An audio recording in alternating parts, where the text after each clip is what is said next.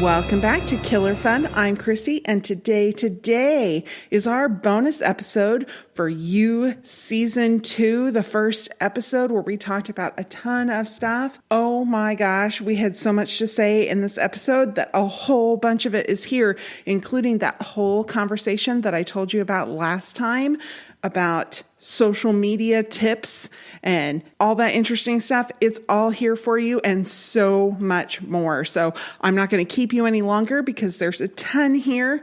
Enjoy. See, now we talked about this earlier, but I have never seen Gossip Girl. Oh my gosh. But I am a Penn fan now. Yeah.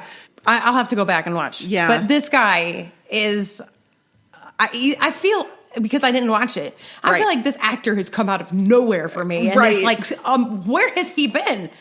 This guy's amazing. He was on Gossip Girl for years. He was on Gossip Girl, and I didn't know that. So it's trash. I'm gonna come out and say it. It's a trashy soap opera, but pleasurable in its trashiness. Is he a comedic kind of guy or a serious kind of guy in the show? More serious. It takes itself really seriously, but there are really funny parts about it. But it's really well shot too. It's not like how... No smell the fart acting? No smell the fart acting. Thank you, Joey. If you don't know what I'm talking about, go look at Friends. Well, and you know how soap operas have a certain look to them? Oh, yeah. And Gossip Girl has more of a polished sort of look to it. Okay, more of a film look. Yes. More of like it looks like You or any of those other shows that you would expect. Geared towards teens? I always felt like it was like a CW kind of show. Yes. Okay. I think it was on the CW, actually. Oh, see, okay. I thought it was a little bit more of like a... It is. Young adult. Yes, and maybe a little younger than you and I, but still really relatable. Okay. Yeah, like it's old enough that your 20-something-year-old self would really relate to Gossip Girl and really still be able to understand it and get all the references. And then, of course, there's references that we don't understand and we'll never get because they're the absolute 1% uber wealthy private school attending New York people, which Penn Badgley's character is not this uber wealthy. They're, it's a struggle for them to send their children to the private school. So it's sort of like, I don't know what I'm hearing here. Is it sort of the East Coast 90210? Yeah, that's a little less campy, maybe. Okay. But every bit as ridiculous, if that makes sense. Yeah, it does. Okay. It does. Okay. Yes, that's fair. Okay, well, that's fair. I might have to give that a watch because this actor is stellar. The Haunting of Hill House is amazing. Okay. It was so good. I might check it out because she's actually somebody that I obviously had no, and if you hadn't watched The Haunting of Hill House, you wouldn't know who she was. Right, and I hadn't, so I didn't know her, but she was great. She was great, and The Haunting of Hill House is really good. Yeah. And I'm not normally really one to be like in for slasher movies. Yeah, me either. But I love The Shining. Well, yeah. I love The Shining. And that's not a slasher film. It's not a slasher, but it's like a thriller, and people will put it in the same kind of category. Yes, and they're totally wrong. They are wrong. They are absolutely wrong. But I would say The Haunting of Hill House is much more like The Shining than Texas Chainsaw Massacre. Okay, well then I'm interested. Yeah. Because I love The Shining. Who doesn't love The Shining? People who don't like scary movies. I mean, I'm a little bit of a weenie, but I have to have the right thing, and sometimes they're really like the right thing. I don't know what it is, but I'm a very particular horror genre, consumer. And I am a bit of a Stephen King fan. Like, for instance, I'm totally remiss because I am only just now beginning to finish the Dark Tower series. And it's so hard because I have so many books I haven't read from Stephen King. And if you don't know, he interweaves a lot of his other stories into Dark Tower. And so some of them I'm like, oh. And some of them I'm like, oh, I wish I would have read that. And then some of them I probably have missed a lot of references just because, didn't at all. No, they existed. Yeah. So I'm a bit of a Stephen King fan, so I lean towards that kind of horror genre. Yeah. Did you ever read The Dome? No. It was really good. I didn't like the end. Okay.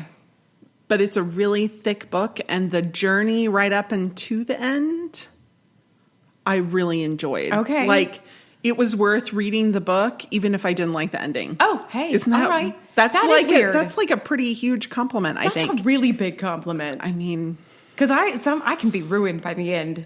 I can just be ruined. Well, yeah, me too. But my next Stephen King on my list is honestly The Institution, and maybe because that just speaks to my fields, and I'm like, ooh, psychos. I like psychos. Let's look at more of them, so. I feel like he would do a good job of, like, portraying them honestly and creepily and not judgmentally. Isn't that weird? Yes. That seems like a very difficult line to walk, but I feel like Stephen King can walk it. Well, and Stephen King and the director of You, because Joe is a freaking sociopath and I adore him.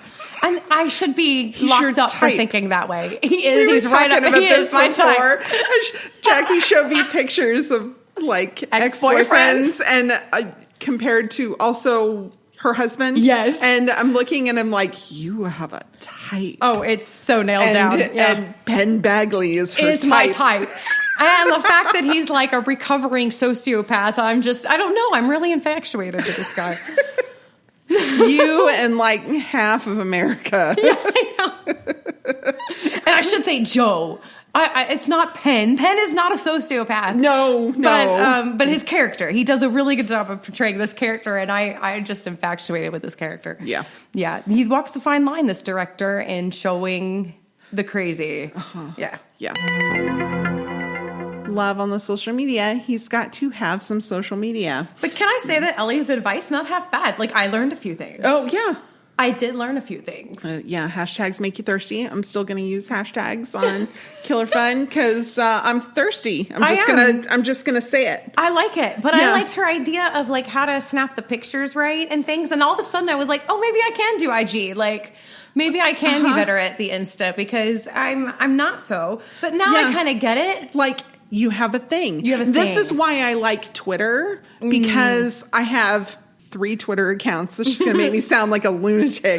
But I have one for Killer Fun, which you should totally follow us, Killer Fun Pod. And it's all like true crime, funny stuff. Mm-hmm.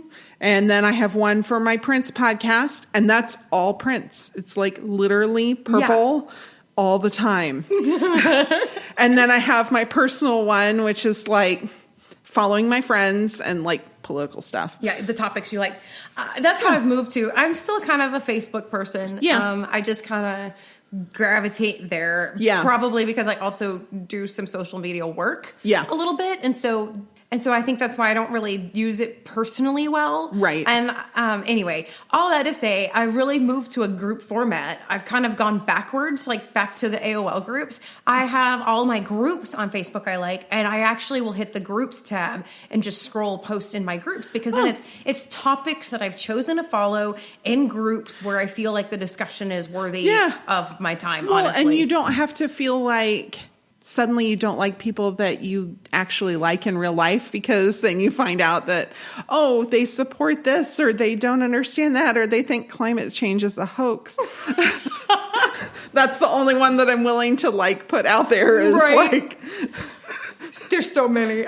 Like that unfollow button. Oh, snooze. Okay, so my favorite is the restricted list. So you're good at this. You're good at the circles. I had to get good at it. There was things happening in my personal life that required me to get good at it. But if there's somebody that maybe you're related to, or maybe your spouse is related to, that you like don't agree with and don't want them to see everything, but you can't unfriend them because they will notice. It's so much drama. Yeah. You can restrict them, and so you're still quote unquote friends, but they can only see what you post publicly. And so if you want to talk about politics or science or religion and you don't want to hear their opinion on it? This is why it's a public page. Yes, anybody can post on your page and you can post and they can comment. And that's what happens if you click public. I think Facebook actually gets a bad rap because there's a lot more options in Facebook that I don't think people realize that they could use it so much more smartly. Because everybody tends to just go in as public and, go in at a 10 foot, right, off the diving board with it, and then be surprised that it's anarchy. Well, it's really not anarchy if you use all of the tools it's giving you to literally just cultivate friendships and cultivate your echo chamber. Well, yeah, and you can, but I kind of defend my echo chamber too. I do too. I need to explore some ideas. I think the point is that it needs to be a one-way check valve. Yeah. Not everybody needs to hear what I say. Yeah. But I keep my page open to hear what others say as long as they will allow me. And I think that's a mutual respect. Yes. I don't need to be posting things that I know are just flat out offensive to other people just to rile them up. But maybe I do want to discuss those things in my groups who have shared my minds.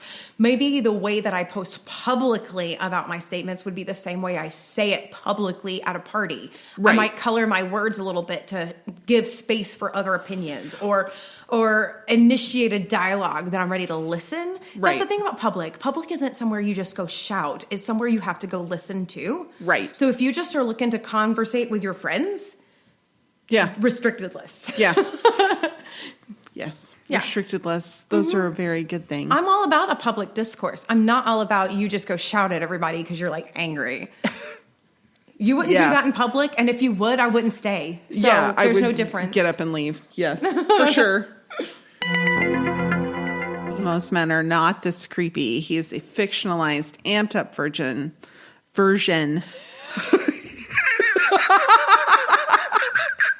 He's an amped up virgin. Nice. And Jackie lost it. I gotta start this over. All I can see is Blanche. I'm as jumpy as a virgin at a rodeo, like at a prison rodeo. Oh, it's just funny. Okay. Try it again. But how can social media affect relationships? Well, IDK Tonight had an article, Social Media and Relationships, the Good, the Bad, and the Weird. So the good, they talked about, it's like a really small, dumb way to show affection, but liking each other's posts is kind of just like a nice way of saying, I like you and what you have to say. Right. It's an engagement. Yeah. It's a bid. Yeah. Right? It's a bid for affection, and it's turning toward instead of a rejection. Right. Mm-hmm. Yes. Also, tagging your significant other for something. I saw this. It made me think of you. It's a nice way of saying, I'm thinking of you while I'm doing this, while I see this. Mm-hmm. Funny meme or whatever. The bad, well, what if your partner doesn't like your stuff? Mm-hmm. Maybe they didn't see it. Maybe they don't like it. This is... things you have to take into account, and it can be creepy, especially if you're putting too much weight on it, or if you're sharing so much on there that you don't have anything to share when you're together. Yeah, confession. That's an issue. So my husband and I have had this discussion before because he's very active with liking certain things, and then he wouldn't like the things that I posted. And I realized that if I'm feeling some insecurity just in general, whether we all have times of feeling just less secure about things, like maybe we're having a hard time at work, maybe it's a rough time in the relationship. Right. You start looking for those little things that give you maybe a sign of, okay, everything's okay. We start, asking for like a lifeline, a little bit. And so I realized that he was so active and he was liking other things, but not mine. And I felt like he wasn't engaging with things that I was posting that I had put effort into, be it like if I was posting a song I had done or something. And I thought, this is content I'm putting out there because I want to share my art, and you're not commenting on it, or you're not liking it. And so it caused a little bit of a trouble, and I had to kind of reevaluate and go, okay, I can't take this personally. He's going to see this when he comes home, Right. And he's going to sit next to me and watch it. I mean, Right. I'm going to shove it in his face, but that's how that works, right? Yeah. I mean, but he's here, IRL, you know? Like, right. And that's part of it. Right. Yeah. Well, and, who knows what the algorithms are. Right. He might not have been served up your post. Exactly. So you have to remember those things when you start looking at this stuff. Yeah. So you just got to be careful. And then there's, the weird in relationships, whereas they may be sharing like a cleaned up or glorified version of life. And you know that it doesn't really look like that. Mm-hmm. And that can be disconcerting. Or you can choose to look at it as, I get to see the reality. Right. Because I am within this inner circle, and what they're sharing publicly, even if it's just among their friends publicly, if that's, right. It's greater than your nuclear family or your intimate relationship partners. Right. What they're sharing may be different than what the truth to actually be, but that can also be a level of intimacy that you have. So it's true. Yeah. And the only other problem is the connectivity with the outside world when you ought to be connecting with each other in person. Yes. It's too easy. Yeah. Well, there's a reason why a lot of affairs happened shortly after people joined Facebook, like especially when Facebook went wide and everybody started having Facebook. There was a whole big thing. And it still happens, but it's maybe a little less prevalent because most people have been on Facebook for a long time. It's not like they're newly connecting with people that they went to high school with. A lot of people who are on social media now have been on social media since they knew these people in high school. Right. So it's not that big. It's not the big connection. But reconnecting the way it once was. We just waste when we're together, when we should be talking to each other. Now, I'm not talking about like, hey, everybody just got home from work. Everybody's just hanging around. You could be reading a book. You could be playing a game. You could be on social media. Okay, whatever. But it's like we're out to dinner and we should be talking. And instead it's like, oh, I'm connecting. And I have a bad habit of it's not when we're together. It's when like somebody goes to the restroom and then I have a bad habit of looking at Facebook. Well, that can take my attention away and I may not be as prepared or have the margin to receive that person back to the table and then really converse because I'm now on a different track of thinking, oh, this person posted that. Yeah. So I tried to maybe read a news article. I was just going to say maybe check the news rather than if they come back, you can be like, oh my gosh. Exactly. Did you see what happened? Or, oh, I just read look at the cute puppy. Exactly. Something that's I can converse with, or I might take a minute and just check off something, check in with work. Yeah. Because like a lot of people these days, I have flexible work hours. I don't have a 9 to 5. I'm a 24/7, so I'm not working and working all at the same time. So I might check in with work, but then that is easy to close that door. Right. Yeah. Yeah. I got a story. Oh, my friend in high school. My best friend in high school had an absolute crush on this guy. Okay. Oh, she was smitten. Yeah. And we would stand in the hallway at a certain time knowing that he and his friends were going to hang out in the hallway and, we could see them. And then we decided, you need to talk to him. You just need to do that. But he was like, quote unquote popular, right? Yeah. And she was like, no, I'm not going to talk to him. No. So we were hanging out and it was just one of those times where we knew that he would be kind of left being one of the last people. And so we were kind of hanging out as one of the last groups of people too. And then our other friend, a very best friend as well in the group. And she just turns around and she goes, hey, Matt. And then we both ran. And it's just her and this guy, Matt, in the hallway. What happened? Oh, she bolted. Did they ever get together? No. Oh.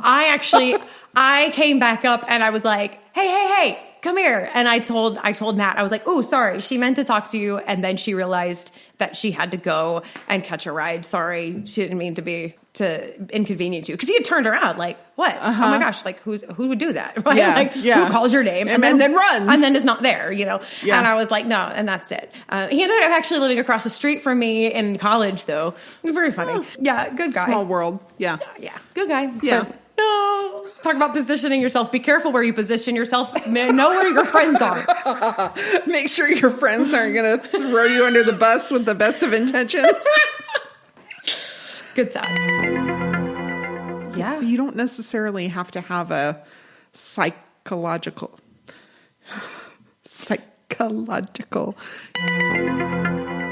All right. Thanks for checking out this bonus episode all about You Season 2. We hope that you enjoyed us.